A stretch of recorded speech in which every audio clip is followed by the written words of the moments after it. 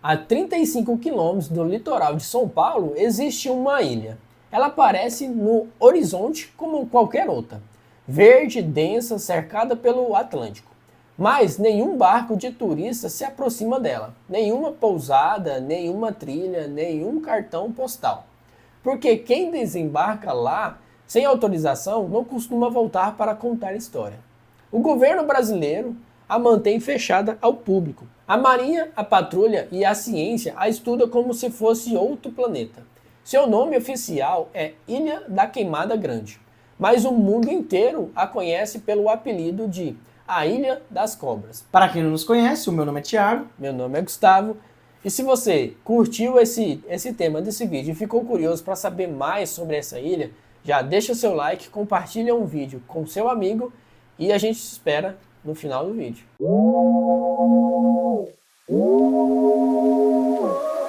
Para entender o que é a Ilha das Cobras, você precisa voltar 11 mil anos no tempo. Era o fim da última era glacial. O planeta esquentava, as calotas polares derretiam, o nível do mar subia, lentamente, mas de forma inexorável. O que hoje é a Ilha da Queimada Grande era apenas um morro no litoral paulista, um pedaço de terra conectado ao continente.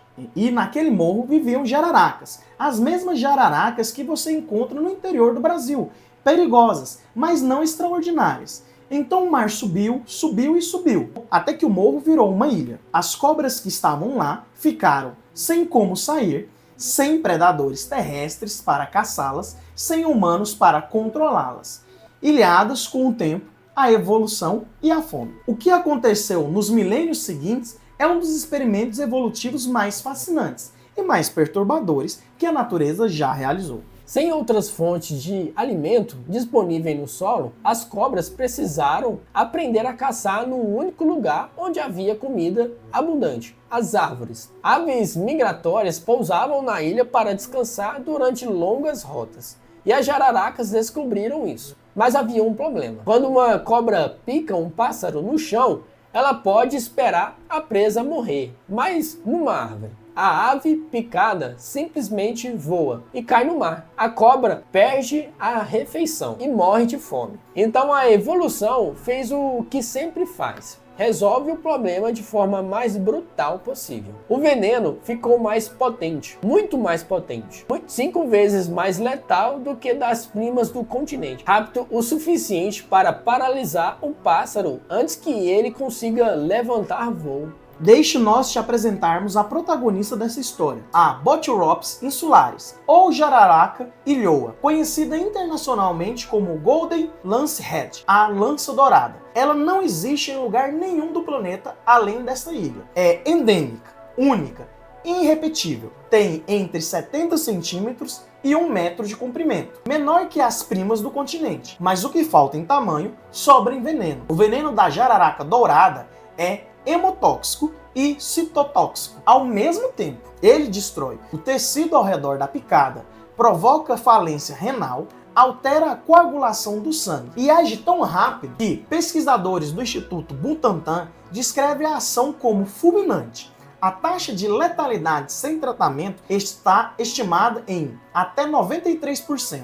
Para comparação, a Naja real, a cobra que mata elefantes na Ásia, tem uma taxa de letalidade sem tratamento de cerca de 50 a 60%. E ela não caça só no chão. A jararaca dourada evoluiu para ser arborícola. Ela se empoleira nos galhos e espera as aves pousarem, pacientemente, imóvel. O que significa isso na prática? Quando você caminha pela mata da ilha, o perigo não está só no chão, está nas alturas dos seus olhos, no galho sobre a sua cabeça, na vegetação que você afasta com a mão. Pesquisadores que entram na ilha usam perneiras reforçadas, luvas, capacete com viseira e, sem exceção, carregam um médico e um soro antiofídico específico em todas as expedições. Por que o soro antiofídico convencional, aquele usado em hospitais do Brasil inteiro, eles não funcionam para a picada da jararaca dourada?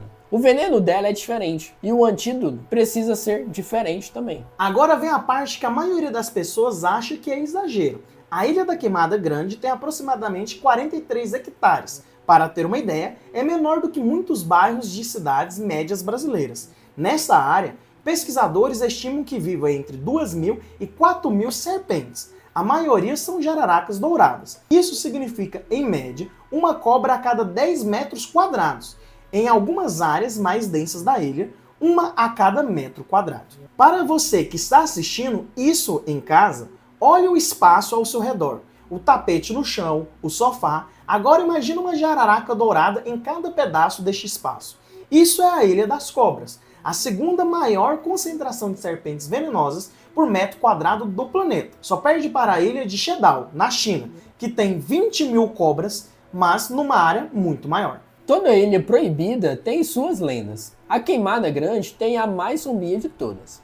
A história diz o seguinte: no começo do século XX, a ilha tinha um farol, e o farol tinha um faroleiro, um homem que morava lá com a família, responsável para manter a luz acesa para os navios. Uma noite, cobras começaram a entrar pela janela da sua casa, pelo telhado e pelas frestas. O faroleiro e a família tentaram fugir em direção ao barco, cortando o caminho pela mata. Ninguém chegou ao barco. A versão mais popular diz que todos morreram picados no meio do caminho. A versão mais detalhada acrescenta que o faroleiro foi encontrado com cobras enroladas no braço, só que já morto. É uma história brutal e circula há décadas, em livros e em documentários, em matérias de todo o mundo. Mas aqui vem um detalhe que ninguém te conta. Não há registro histórico confirmado desse evento. O que é documentado é que a Marinha do Brasil automatizou o farol da ilha em 1920, encerrando a habitação humana permanente no local. O motivo oficial registrado foi a inviabilidade da permanência devido ao alto risco das serpentes. E o que exatamente aconteceu antes disso? Os arquivos não são claros. O que sabemos é que alguém decidiu em algum momento que viver naquela ilha era impossível e nunca mais ninguém nem tentou.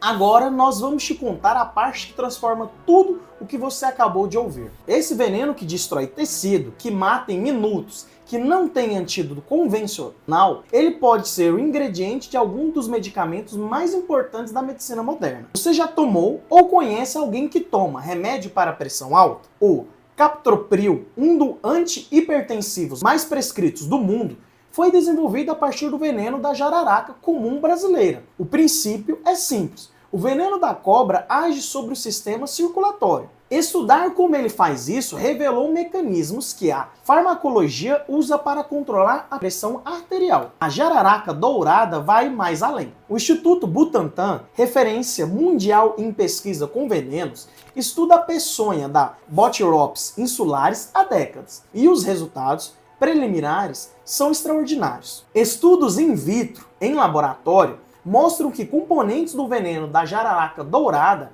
inibem a proliferação de células tumorais. Em alguns experimentos, a inibição foi específica, afetando as células cancerosas sem destruir as células saudáveis ao redor.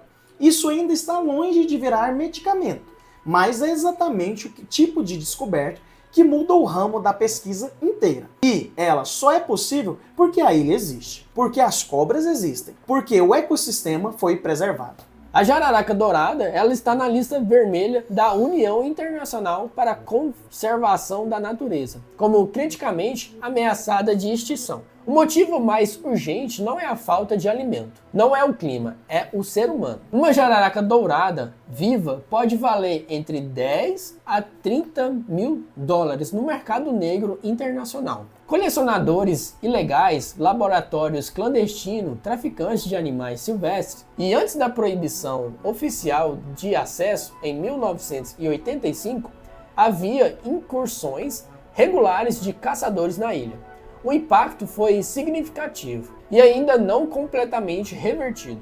Hoje, a Marinha do Brasil patrulha a área e o acesso sem autorização é crime ambiental. E as expedições científicas são reguladas pelo IBAMA, com um protocolo bem rigoroso. Mas a ameaça ainda não sumiu.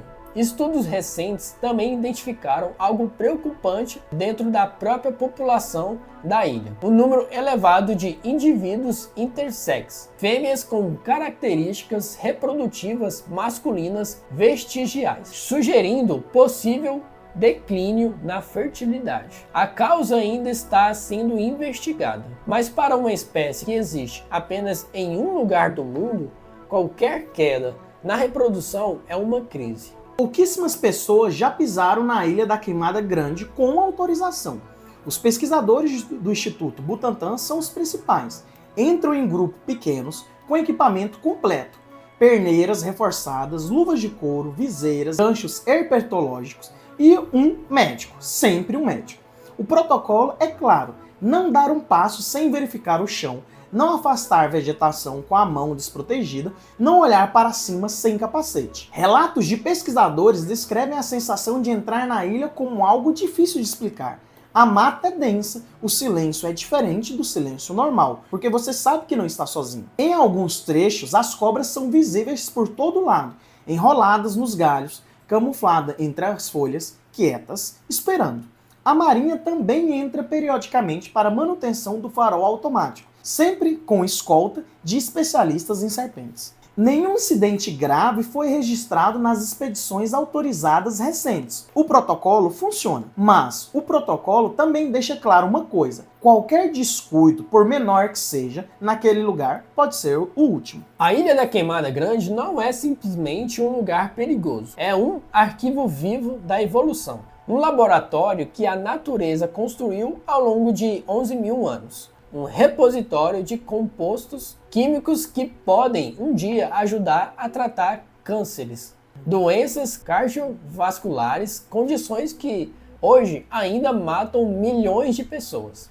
E ela está a 35 quilômetros de uma das maiores cidades do hemisfério sul. Invisível, ignorada pela maioria dos brasileiros, patrulhada por militares, estudada por um punhado de cientistas corajosos. Existe um paradoxo bonito aqui. O lugar mais perigoso do Brasil pode guardar algumas das respostas mais importantes para a medicina humana. Ele só continua existindo porque alguém, em algum momento, decidiu que certas coisas precisam ser protegidas. Não de nós, mas para nós. Se esse vídeo te fez pensar diferente sobre cobras, sobre ilhas ou sobre o que ainda não conhecemos no nosso próprio país, compartilhe, porque esse tipo de história merece ser ouvido. E lembre-se, aqui no Ciência Sem Jaleco tentamos explicar tudo sem complicação e, claro, sem jaleco. Até a próxima!